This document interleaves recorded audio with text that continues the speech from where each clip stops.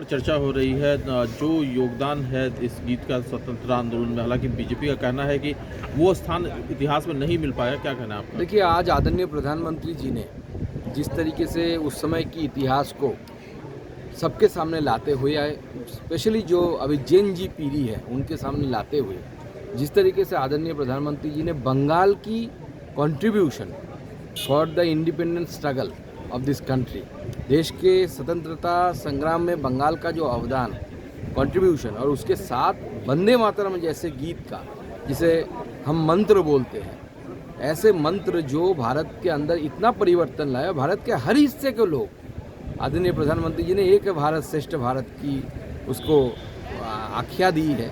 वो बहुत सही भी बैठता है कि उस समय तमिल के लोग, तमिलनाडु में के लोग जो तमिल में बोलते थे उनको भी प्रेरित किया, उत्तर भारत के लोगों को प्रेरित किया, दक्षिण भारत, पूर्वी भारत और पूरी भारत को एक साथ जोड़कर वंदे मातरम ने जो भूमिका निभाई, और उसके साथ साथ बंगाल की मनीषियों का नाम आदरणीय प्रधानमंत्री जी ने आज ऋषि अरविंदो से लेकर मास्टर दा सूर्यो सेन से लेकर बंगाल की सारे महानुभावों का नाम आदरणीय प्रधानमंत्री जी ने आज हाउस में लिया।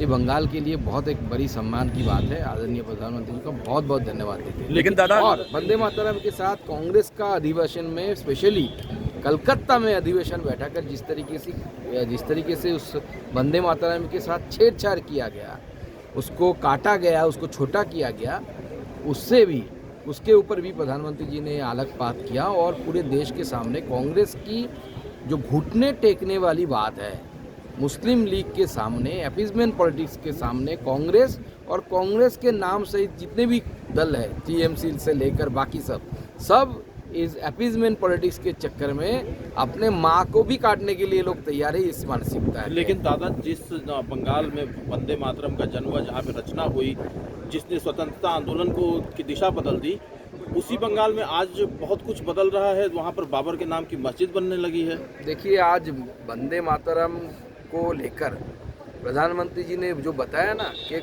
उस समय कांग्रेस की जो मानसिकता थी, वंदे मातरम का काट के छोटा करना, मुस्लिम लीग के सामने घुटने टेकना, आज वही जो दृश्य है बंगाल में दिखाई दे रहा है।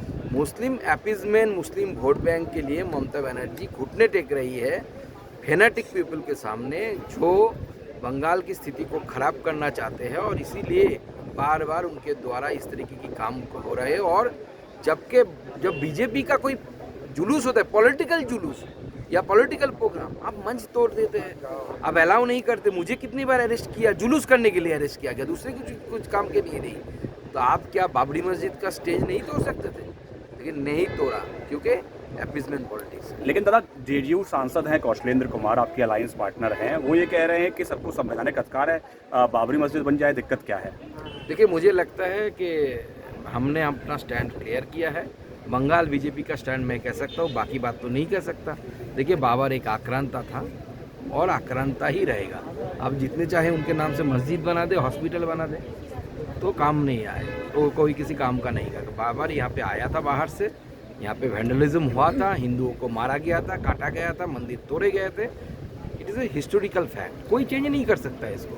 तो हम क्यों नाम दे उसका? कोई ऐसे नाम जैसे कंस नाम कोई देता है हमारे बंगालियों में या बाकी लोगों में? कंस का नाम तो कोई नहीं देता। रावण किसी का नाम रखता है? ज़्यादातर लोग रावण का नाम नहीं रखते। Thank you.